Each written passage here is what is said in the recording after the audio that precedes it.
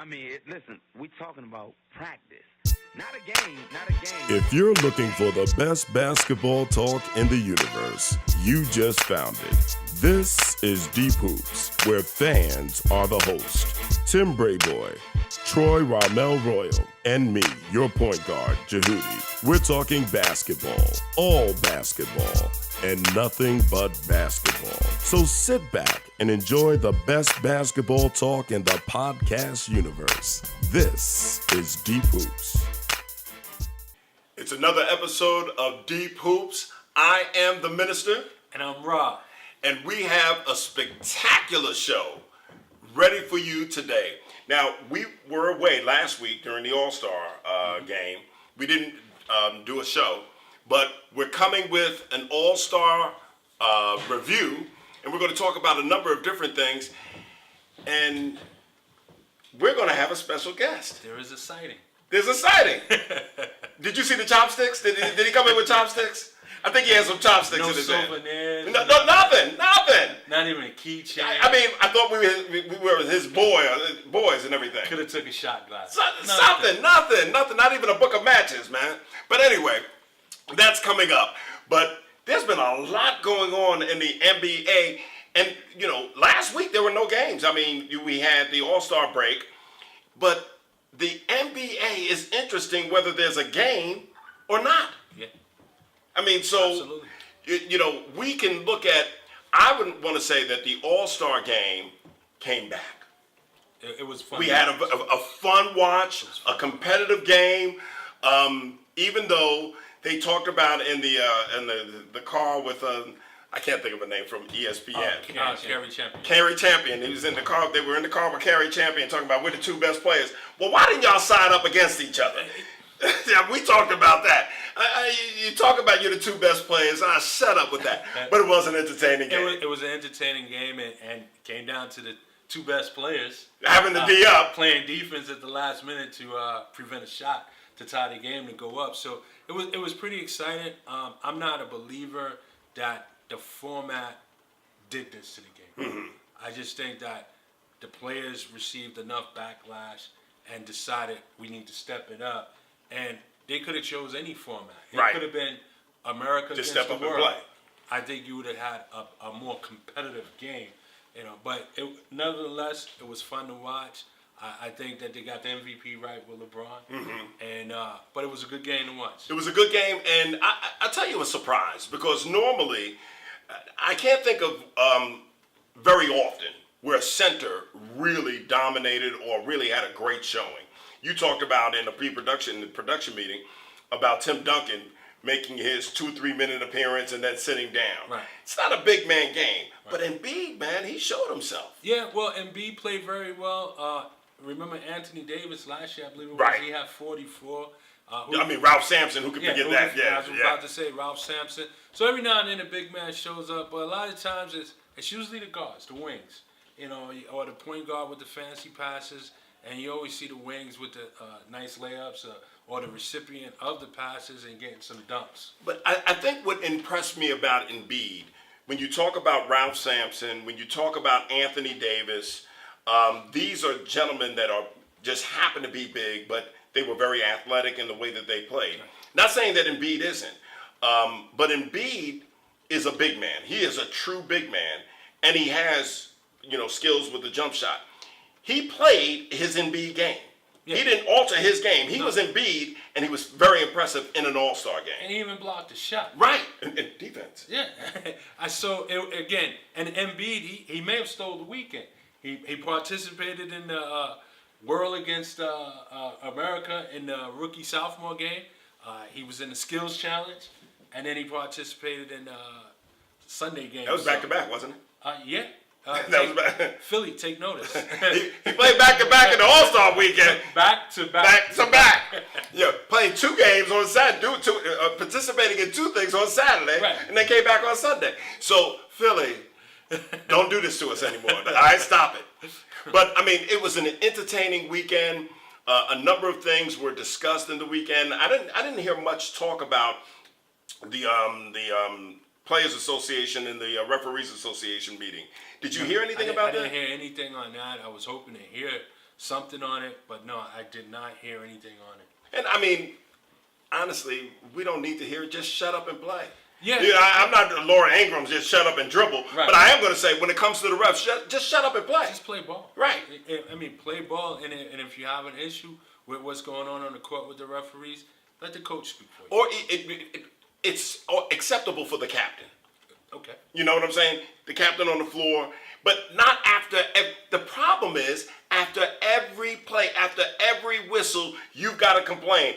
You can smack someone in the back of the head. It's like, what? Come on. And it's all because you're free to do it. Right.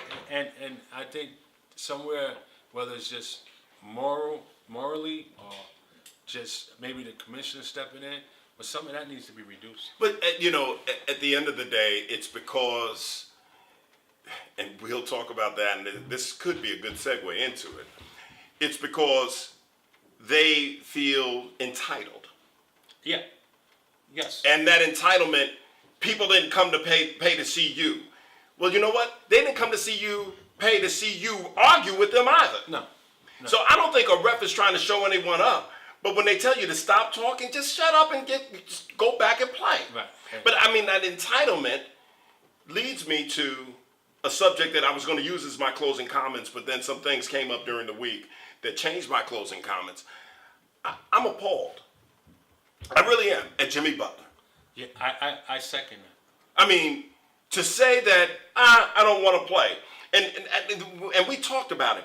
There's a number of reasons that I'm upset about it. First of all, it's a fans' game. We wanted to see you.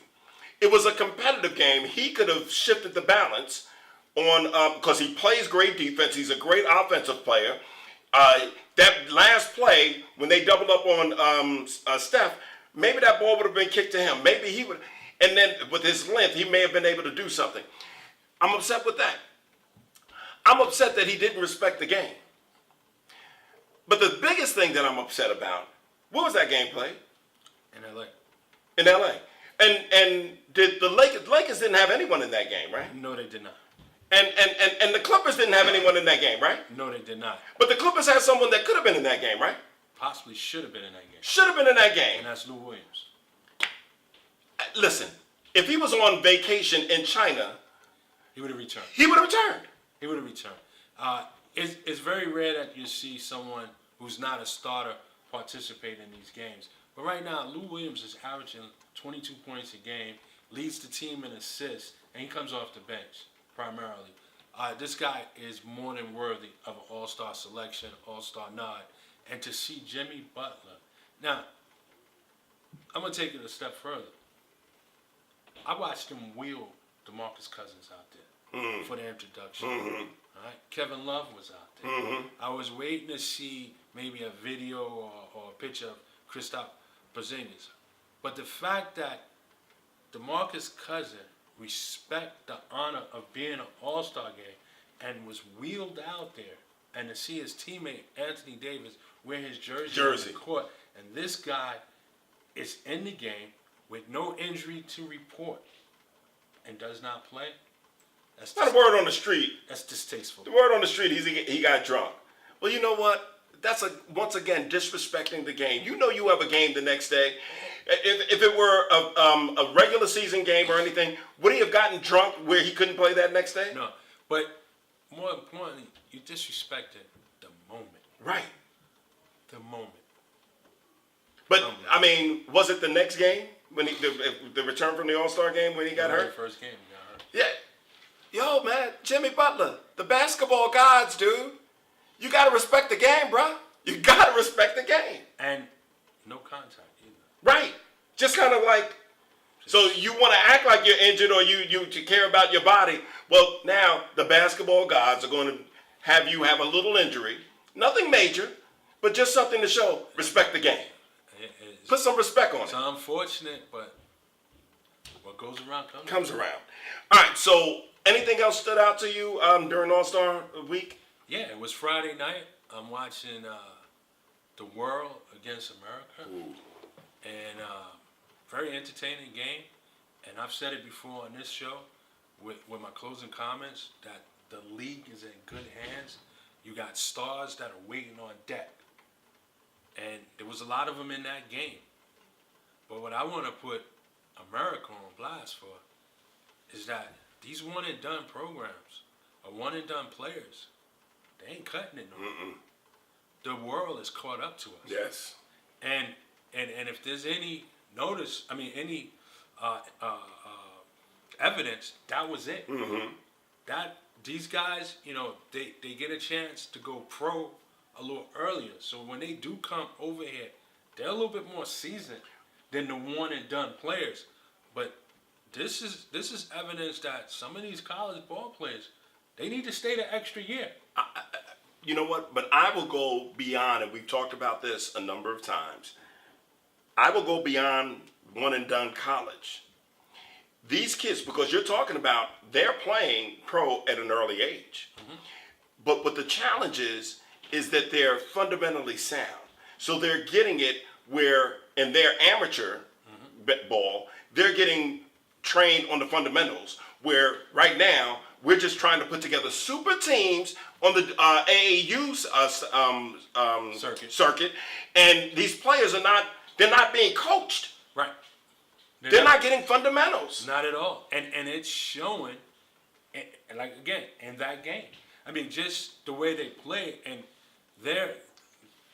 it was kind of disappointing because America is supposed to be the cream on the top when it comes to the NBA, and the world is catching up. Oh, I mean, but it comes back down to we've got to focus on the fundamentals, but we have to focus on a break. We'll be right back. We went to break, and there was two of us, and back from China, Rob. Look who's here. Yeah, I can't believe it. What is chop? It didn't bring us any chopsticks, no souvenirs, nothing. Nothing. Not even a T-shirt. Not even a T-shirt from China. Empty-handed. Yeah, that's just like you. What's going on, baby? Hey, what's up, man? Welcome back, brother. What's up, man? How you doing? All right. So, for those of you, since you've been watching the video podcast of Deep Hoops, we had an audio podcast, Deep Hoops. And Tim was an integral part of the audio podcast. To be exact, he was such an integral part, even though he was away in China, we kept him in the introduction, what you hear to begin the show. So this is the Tim Brayboy that we reference in the beginning of the show. Welcome to Deep Hoops, the video podcast, Tim. I'm glad to be here. All Let's right. get this thing started. Let's get it going. So we were going to talk about about a quarter of the season remaining. Really, it's less than like 21 to 24 games remaining. Who is going to make a real serious playoff push to move forward in the playoffs? Because there's some tight races. You look at maybe the top two seeds in the East and the West, and then everything else is pretty tight, from 9-10 to number 3. So what do you say? Who's going to make the best push? Who do you see now? You're controversial. We're going to go to you first, Tim, because you were saying there's no doubt in your mind that the Cleveland Cavaliers are going to make it to the finals. I think they are big money to go to the finals. If it was Cleveland versus the field in the Eastern Conference, I'd take Cleveland plus 75. I'd say maybe plus 65. I think when you have LeBron, until LeBron gets beaten in the Eastern Conference playoffs, I always got to take LeBron. Now, they have to work some players. They have to work Kevin Love back in. They have to get these new guys acclimated to playing and making sure that they're consistent with hitting their jump shots because they're getting open jumpers. Today's game, they missed a lot of open jumpers. It wasn't San Antonio's defense as much as they missed. JR missed a lot of open jumpers. Osman, number 16, he missed open jumpers. Hood missed jumpers. Clarkson was the best player. The second best player for Cleveland was Clarkson.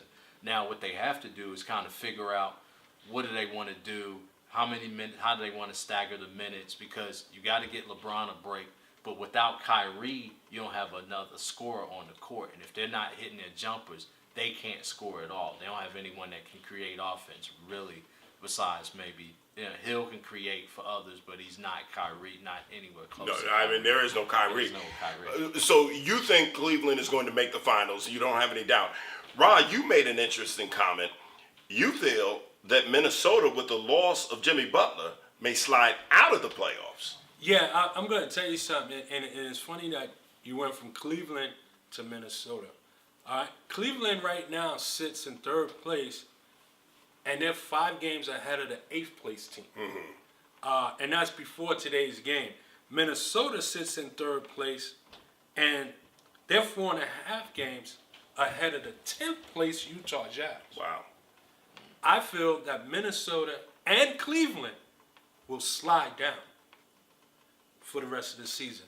I think that there's a great chance that Minnesota doesn't make the playoffs, and I think there's a great chance that Cleveland will start the first round on the road. Okay, but they're making the playoffs. They'll make the playoffs, Okay. but they'll start the first round. So, on the road. all right, having said that, give me your top 4 teams in the East. Well, I'm gonna If Cleveland is going to slide out of the top 4. I'm gonna go with Toronto, Boston, Washington, and I think Milwaukee gets into the 4th spot. Milwaukee's playing improved. I think Milwaukee gets into the 4th spot. I'm gonna tell you something. I think that the trades that Cleveland made was necessary, and I think they were great trades. But Cleveland had a better chance of reaching the finals with the other team than this team. And I'll tell you why. With a short season to go, and Tyronn Lue, the coach, I don't think there's enough time to put it together. I don't like Cleveland's chances of going back to the finals. I think they slide down to maybe around the 6th seed. Wow. 6 seed. Wow. 6th seed. So who's 5th? I'm going to go with either Indiana or Philadelphia sliding into the 5th spot. Philadelphia has not lost a game, Tim has told me, and then I heard it on ESPN, since the Super Bowl. I don't like Lou right now of the coach of this team. So you're thinking, all right, I don't want to go over coaches, but you're saying with another coach, they could win the East, or they could be in the top 4. But with Lou, you don't think they can do it with the short time? I don't think Lou's the guy to just get this team together. And then once he gets them together, then he has to reincorporate Kevin Love. I don't think he's the guy for the job. I don't want to go off topic, but I just want to throw this out there. What coach would be with LeBron there? I just think that a more seasoned coach will have a better. With LeBron there, who's LeBron going to allow to coach him? I mean, I can't answer that question. I just think that, it's putting Lou in a bad situation. Well, if they don't do anything, it's LeBron is not going to get the blame, but he's not allowing himself or the team to be coached. So what would you expect him to do? You have to. He's the leader of the team. LeBron is the leader of the team. Correct. And I think he leads the leader. When they were lethargic in January, he was horrible. He didn't want to play, and he didn't want to practice. He was hard. He was bad. That was the worst I ever seen LeBron play. They made the trades. They kind of, breath of fresh air. He's come out. His usage rate is off the charts.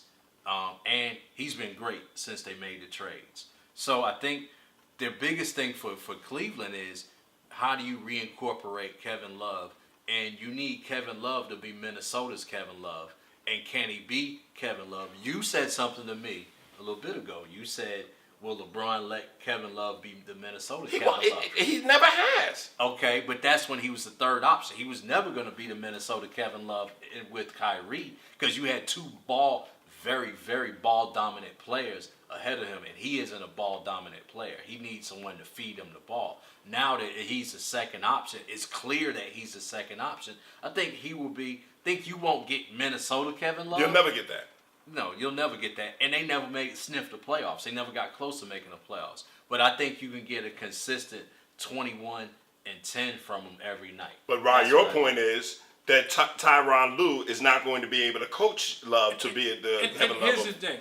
Kevin Love last season and even somewhat of this season was a top 5 to top 8 scorer in the first quarter. Mm-hmm. And he fizzles out. Now, here's the thing. Part of the reason why he fizzles out is because he doesn't play a lot of fourth quarter minutes because of defensive purposes. My problem with LeBron James as being a leader, and whether he's the best player in the game or the second best player in the game, I might be in the minority or the majority, but I'm gonna own it. I believe that LeBron James played to pad his stats opposed to play to win. I think he's only concerned with padding his stats, and if that's his motive to be the best in the game by having these great stats, then he's not being the leader that this team needs, especially when he's playing now with players that just a couple of years ago had his poster up in their dorms. I don't know if Cleveland is going to represent the East. I don't know if Minnesota and Cleveland are going to slide and Minnesota slide out of the playoffs. But what are some of the other observations with less than a quarter of the season remaining? Well, I think the East playoffs teams is already in place. I don't think any of the 8 that's in there right now is falling out. You may have movement within the 8. Right, but I think that's the 8.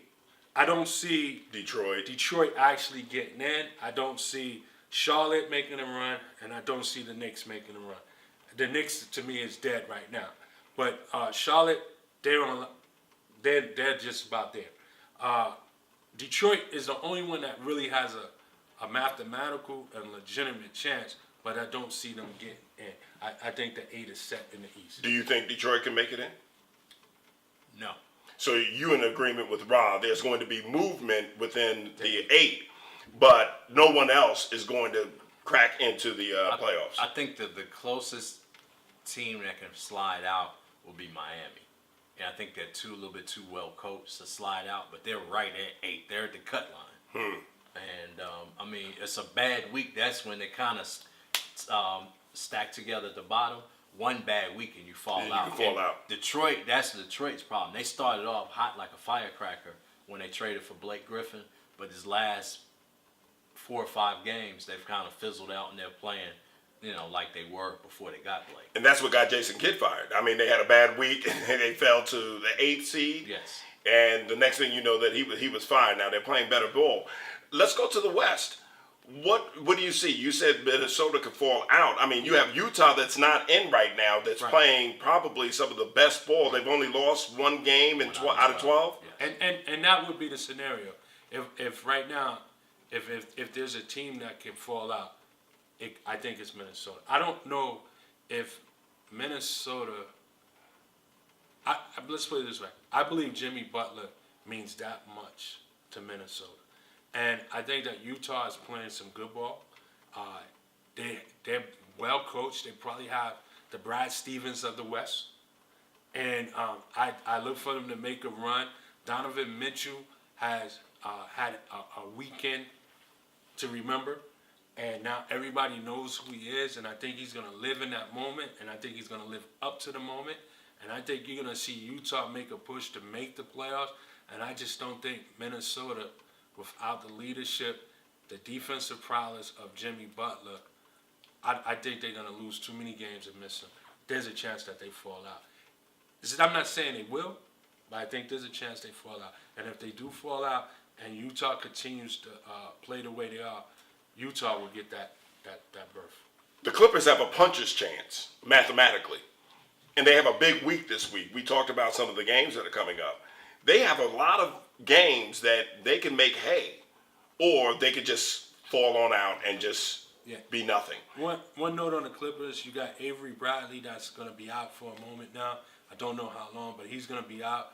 The Clippers don't have a guy that is a go-to player. Right. They have to play team ball the rest of the way. And if they can get a team effort every night and go the rest of the way, they have more than a puncher's chance. But if they have to rely on that one person, they don't have it. You got Lou Williams that's having a great season. And what's his name had a beginning of the season was great. That was traded from Detroit. Blake. No, from Detroit to I can't think of his name. Yeah, the light skinned guy. Yeah. Tobias Harris? Harris, yeah. We're going to need him to step up, but there's no superstar there. But speaking of that, there's been some great coaching this season. And in that great coaching, Doc Rivers could be one of the best coaches for this season. The job that he's done with that, mismatch type of team that he's been able to coach into playoff contention. This may be his best coaching season in years. He's having a similar year to Spoelstra last year. Whereas you could have made the case that Spoelstra could have been coach of the year, but his team failed to make the playoffs. Right. And you can make a case for Doc Rivers being mentioned as coach of the year, but his team is going to probably fail to make the playoffs. And it's very similar where DeAndre Jordan is Hassan Whiteside. Right. And everybody else is role players that are just stepping up. You know what I mean? At key moments. And so, yeah, Dragic is Lou Williams. You Right, know what I mean? right. So, but I agree. He should get some votes for coach of the year, but not being in the playoffs will probably... That would hurt him. And we'll do that maybe next week. Look at some of the coaches and who could be the coach of the year, because this year is going to be, in my opinion, very competitive. Unlike the MVP, I think the MVP is probably wrapped up. I think Harden is going to get the MVP. I mean, there's still 24 games left, but I think right now he's playing head and shoulders above everyone. He's very deserving of it. Yes. So, any other surprises or anything that you look at the playoffs and say that with 24 games left, this could happen and don't be surprised? I have one. Anthony Davis is literally carrying the Pelicans into the playoffs. Such a shame that Boogie got hurt, because I think they would have been a matchup nightmare in the first round of the playoffs. They would have ran high-low. They would have ran either Houston or Golden State or maybe San Antonio, depending on where it kind of fell in the playoffs. They would have ran that high-low. They would have killed teams with that high-low. But Anthony Davis the other night, 45, 15, 5, and 5. So overtime win. Today they won. Jrue Holiday, who's quietly having a great year, 36 points. So, they're hanging in there. But again, they're one bad 3 or 4 game losing streak from falling completely out of the playoffs. That's the West. Well, to your point, it's not the East. No one is going to really fall out. But in the West, you can literally, because nipping at your heel are teams that are deserving of being in the playoffs. I mean, Utah is not in the playoffs, and they, once again, 11 out of 12. 11 out of 12 wins. That's unheard of. Before we move on, if the Pelicans were to finish 6 or higher, and Davis continue to put numbers up as he is, can he steal the MVP? I don't know. I mean, because Harden is putting up great numbers as well. But here's the thing. Who would think that New Orleans would still be around after Boogie Cousins? Me. And here's the thing. Anthony Davis is coming off an MVP at the All-Star game No, Westbrook won the MVP. Right. He won the MVP. So he's a household name. Right. And if Minnesota does slide, and he seems to creep up and gets to that 6th or that 5th spot without Boogie Cousins there, something to think about. Because he's putting up not 25 and 10, he's putting up historical numbers. And he's been doing it quietly all season as well. So who are the top 4 teams in the West? Currently, as it sit today, Houston, Golden State, Minnesota, San Antonio. San Antonio is only 2 games, 3 games losing streak away from dropping down to 6. Tell you what, he will be in MVP serious contention if he keeps playing at the rate that he's playing, Top and they 4. get to the top 4. I think if he can get them to the top 4 with Boogie Cousins going out, and it's conceivable because there's 2 teams. Minnesota, you said, is going to slide, and that's a good segue into what we're going to talk about next. What is the deal with Kawhi? Kawhi Leonard. Before I speak on Kawhi Leonard, David Robinson, Avery Johnson, Sean Elliott, Tim Duncan, all these guys on the pop, tremendous players, won championships. They don't get away from San Antonio. Kawhi Leonard has greatness destined all over his name. I believe he's a Finals MVP. They don't get away from Pop. They don't get away from the Spurs. That's not their culture. But I'm here to tell you that Kawhi Leonard will not finish his career in San Antonio. I don't think so either. Kawhi Leonard will be on the move. I don't know what is going on. I'm not going to proclaim I do know what's going on. But when you have a situation where a team doctor medically clears you, but the player says he's still hurting, it's either one or two things. Either he's physically hurt or he's emotionally hurt about something, and he no longer wants to be there. And the Spurs is going to do whatever they can to make light shine brighter on them and make it seem like it's on him. And Kawhi, whether he's down, up, sad, happy, You don't know it. you don't know. He You got don't the know same it. look. Right. So Same it's you're not going to be able to read anything from him. Mm-hmm. But if I was a betting man, I'm betting that in the summer of 19, for sure, he will be changing address, and maybe sooner than that. Maybe as early as sometime November next season. You know, if the doctors have cleared him, and we've seen in the past in the NBA, doctors have cleared people, Bill Walton, there have been players that have been cleared, and then they got re-injured and ended their career, or their career has never been the same. That could be it. I don't know that it's a Pop issue. I don't think that he has a problem with Pop. And I'm not the biggest Pop guy, but I don't think it's a Pop thing. I think it's, I'm hurt, you're saying I'm cleared, I still don't feel 100%, and I'm not getting out on the court. And I think that will force a trade or something. And we were talking about it. He is from the Los Angeles metropolitan area, isn't he? Yes. He's from the LA area. So when Magic is talking about bringing another name there, it could be that he's going to try to get Kawhi Leonard. Now, if you think about it, a Kawhi Leonard-Paul George combination would be hellacious as well. I mean, you don't have to have LeBron to make, because I think you have a longer line of success with Kawhi and Paul George, and you have great defense, great offense. I think that would be a great look in LA. But I mean, I'm getting ahead of myself. What do you think about Kawhi and this thing, what's going on with him? It's something going on behind the scenes, because normally on a Pop team, it's kind of like a Belichick team. Kind of everyone falls in line. Kind of the same, both of them military. Mm-hmm. They kind of you fall in line. You get there.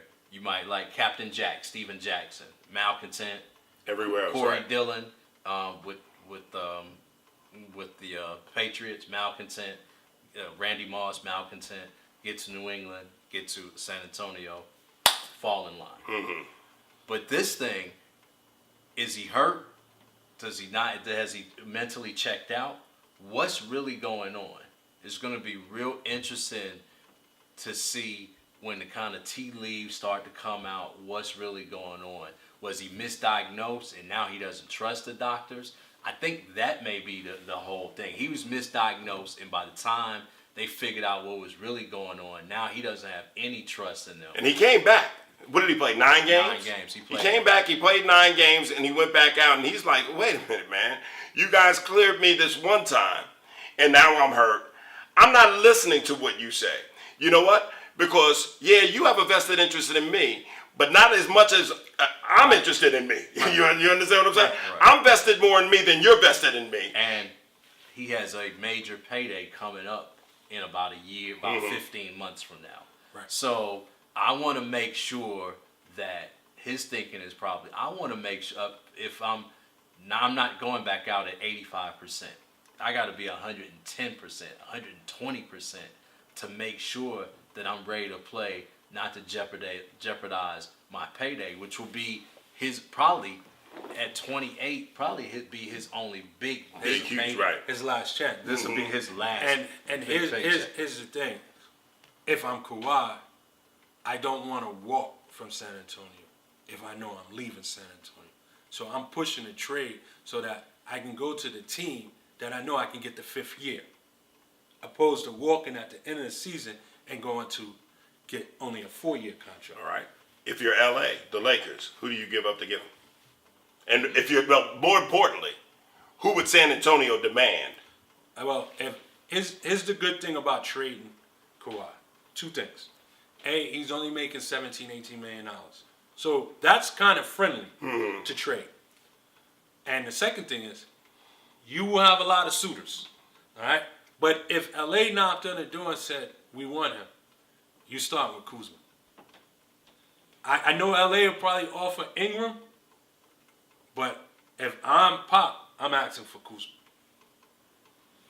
That's the start. And What of else course, would you? it would be like maybe 2 other players and a draft pick. And the draft pick. But if Kuzma's not in the package, I don't want Ingram. So you're telling me you take Kuzma, and players, than to take Ingram or Ball and players. I don't think Pop wants Ball. And I know Pop wouldn't want to deal with the LeVars. And DeJounte Murray is going to be a player. DeJounte Murray is going to be a player at point guard. You know, but just think about the teams that's going to put their hands up for Kawhi Leonard. I mean, does Philly get involved? Do they offer Saric and some draft picks and some other players over there? I mean, who's not going to put their hand up to trade for Kawhi Leonard? Everybody, every team. And Pop and the RC Buford, they're going to have the pick of the litter. I mean, They are. if he's on the market. But that whole LA connection, I just can't help but to see Kawhi Leonard, Paul George, and if they have to give up Kuzma, I would hate to see him go, but I would say bye to Kuzma to get Kawhi Leonard. And see, he's coming up as a free agent in 2019. To me, that was the year that Magic should have focused on. I wouldn't have traded Jordan Clarkson and Larry Nance. I would have sacrificed the 18 for the 19 season. I think that's when the pick of the litter comes out. The Klay Thompsons, the Jimmy Butlers, Kawhi Leonard, Paul George once he opts in that 1 year, Kyrie Irving, Kemba Walker. I mean, that 2019 class is going to be a strong class. I would have waited on that 19 class. Okay, but now San Antonio's not stupid. They're not going to let Kawhi Leonard walk. They're going to find out where he wants to go, and they're going to look to trade him. I mean, maybe Portland gets involved and gives up C.J. McCollum. I'm not sure. But who's not going to put their hand up for Kawhi Leonard? Everybody's Right? going to. And the only reason why you would put your hands down is if he says, I only want to go to this team, that team, that team, or that team. Because I'm not going to re-sign. Because I'm not going to resign. Right. But Kawhi Leonard... And that's similar to Kyrie forced their Cleveland's hand. Exactly. So even though there's not a no trade clause in effect, with only 1 year, you could say, listen, they could sign me. You could trade me there. I'm not re-signing. Right. And who's going to mortgage their future Right. for a rental and with no assurance that he's going to stay long term? Interesting. We'll be right back. It was great having Tim back, man. Yeah, it was. It was a lot of fun. And we shot that special edition, and they'll see that in a little bit. But just having him a part of the regular podcast, man, it was great having him back from China, man. But I'm still upset that he didn't bring us a daggone thing, man. Not even a shot. Not even the shot glass. But we have the week to preview, and there are a lot of games that have playoff implications. Well, quiet as kept. Most of the games remaining are playoff. Oh, yes. Oh, yeah, exactly. Yeah, whether it's for seeding or maybe the few teams like Utah. Like on the West Clippers Coast, right. That's trying to get in. Trying to get in. Yeah. So Monday night it starts off. You got Houston versus Utah. Utah trying to get in. Houston trying to maintain their number 1 spot. Both teams are playing some great ball right now. Yeah. What are your thoughts on that game? Well, that's a game that could be tricky for Houston. Because one thing about Utah, they're very well coached, but they're a deep team. You know, they have multiple players at multiple positions. So, and I'm more curious to see how does Donovan Mitchell carry himself the rest of the way after he became highlighted in the All-Star weekend. And for those who didn't know him, Right. They now learned, the spotlight is on. They learned about him. You know, and what I like, it wasn't like he had a spectacular moment as a slam dunk. I like the fact that he just paid homage to a few people. He dunked excellent, Right. Don't get me wrong, but it wasn't nothing that we hadn't seen before. It's just a couple of things that he perfected. And he just seems like a great kid. No, he does. I mean, Hey. quality, character. And when you talk about the NBA being back, that's another part. And it's not just the players. It's not just what they do on the court. It's just the way that they carry themselves and the way that they present themselves. It just seems like we're coming into another era of NBA players that you're going to enjoy watching on the court. And I don't think we're going to have many challenges with them off the court. But, I mean, you never can say. But then Tuesday night, we have Philadelphia versus Miami, Washington versus Milwaukee, and the Clippers versus Denver. Now, you said the Clippers versus Denver, but we said earlier that this is an important week for the Clippers. Yeah. Denver's already in the playoffs. Right. Clippers are trying to make it to the playoffs. Right. They don't have a superstar. They're going to have to play team ball throughout, and Doc is going to have to coach. What are your thoughts on the Tuesday night games? Well, I like the Washington-Milwaukee game. I find that to be intriguing, and that could be a first-round matchup. It should be. Whether it's 4-5, 3-6, because they're going to fall in Right. somewhere in there, both teams. So that could be a first-round matchup. And right now, I don't know what to say about this, but Washington is playing very well without John Wall. Bradley Beal made a comment after one game, says the ball moves better, everybody's more involved. You know, there was always some friction where you thought John Wall might be looking to go somewhere else before he signed his massive contract. I'm curious to see how Washington goes the rest of the way. But right now, Washington is a fun team to watch. They got to bounce in their step. It's a big game for Milwaukee. It's going to be interesting. You talk about Love getting reacclimated to Cleveland. Washington having the success that they're having. When Wall comes back, how is Wall? Is Wall going to walk on the court? Well, all right, now I'm back. We're going to play my way. That could be more challenging. Scott Brooks has got his hands filled. I mean, he definitely has his hands filled. And then on Wednesday, you have, my highlight game for Wednesday is Golden State versus Washington. But you have New Orleans versus San Antonio. And then you also have Houston versus Clippers. I talked about this being a big week for the Clippers. They should lose to Houston, but it's in Los Angeles. And if they're going to make any hay, they got to start doing it this week. But that Golden State Washington, at Washington. Yeah, that should be fun to watch. That's a real test for Washington to see where they are. It's a back-to-back for them. So hopefully they'll be up for it. You know, Golden State is going to be traveling from New York from a Monday night game there. So they'll be fresh. It should be a good game and definitely a game tester For Washington, what they're going to be able to do. Now, go ahead. The Houston Clipper game, that's going to be Chris Paul going home. Right, You know, right. so that's going to always have some kind. What if he gets the video?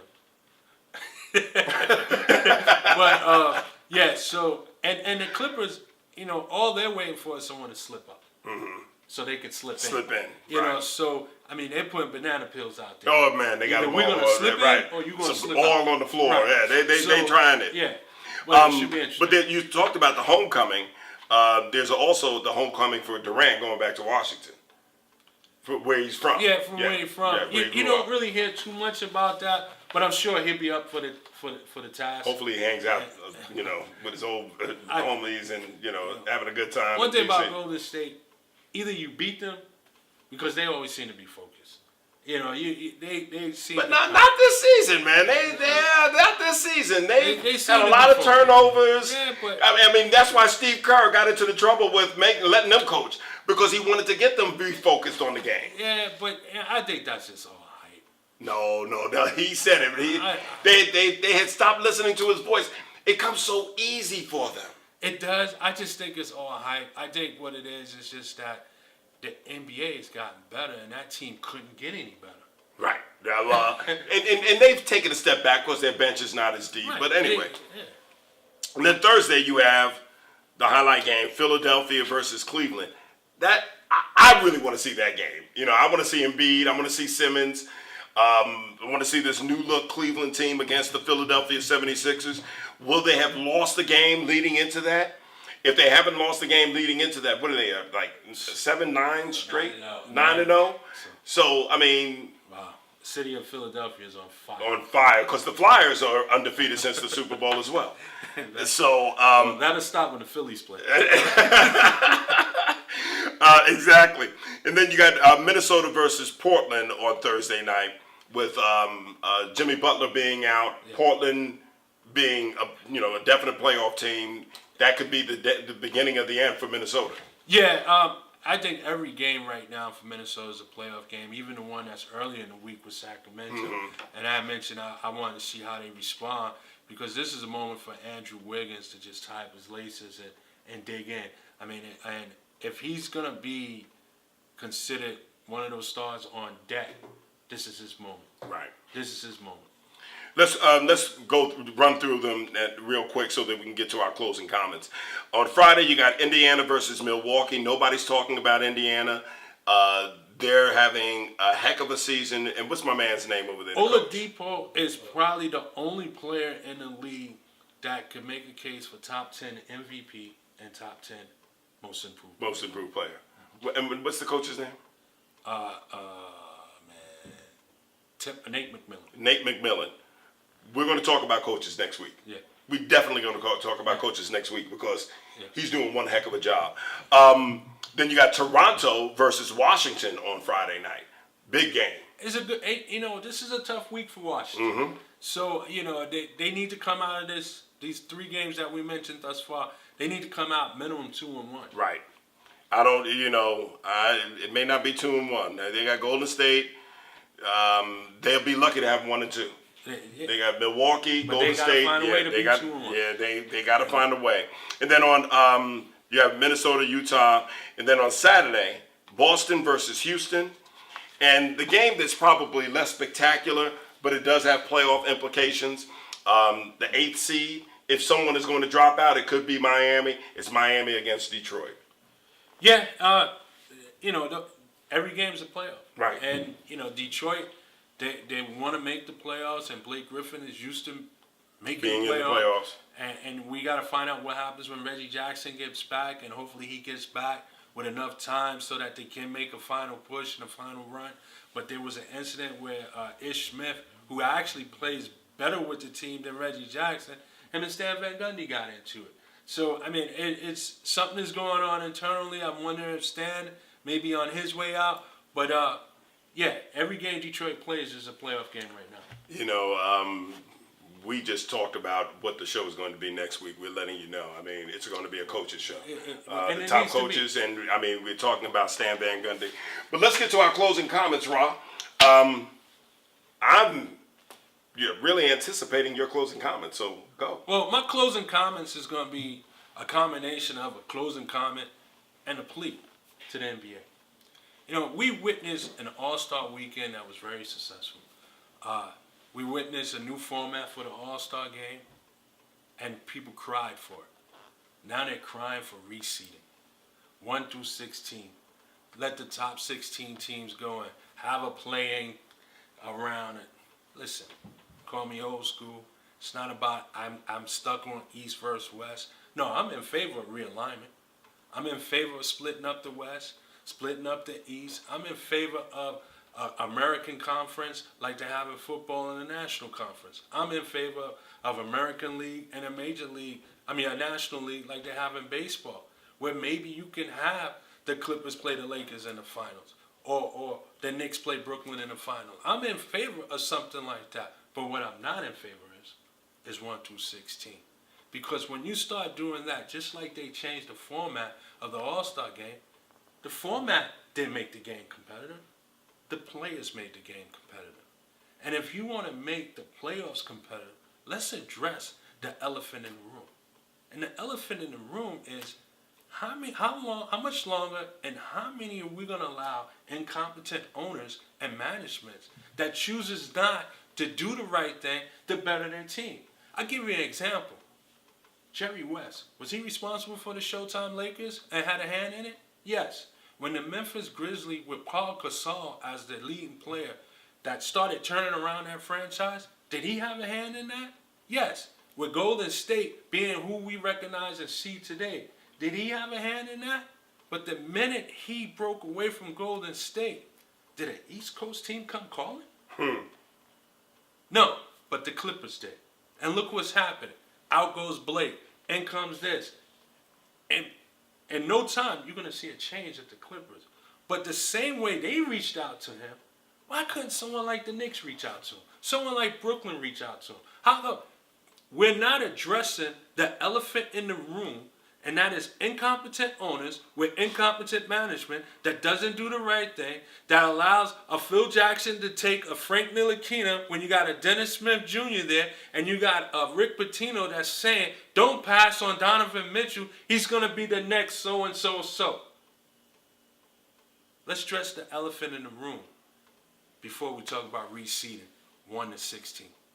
Those are my closing comments. Ooh, you came with it, Rob. You came with it strong. I will say, Michael Jordan, an incompetent owner, is looking at bringing Mitch Kupchak from the West to the East. So. And you know what? And I know we're getting off topic here, but that's the type of moves that owner and management need, because Mitch Kupchak did not do a bad job in LA. Mm-hmm. It's just that the last 2-3 moves just backfired on him. But this is a guy that's responsible for the last 2 championships. Paul Gasol, that was a big... Right, exactly. That Kobe won. Mm-hmm. So, no, I'd rather have Mitch Kupchak in New York than Scott Perry before giving him a chance. Mitch Kupchak is proven. That's a good move for Charlotte. And you know what? I can see in the near future Charlotte getting better.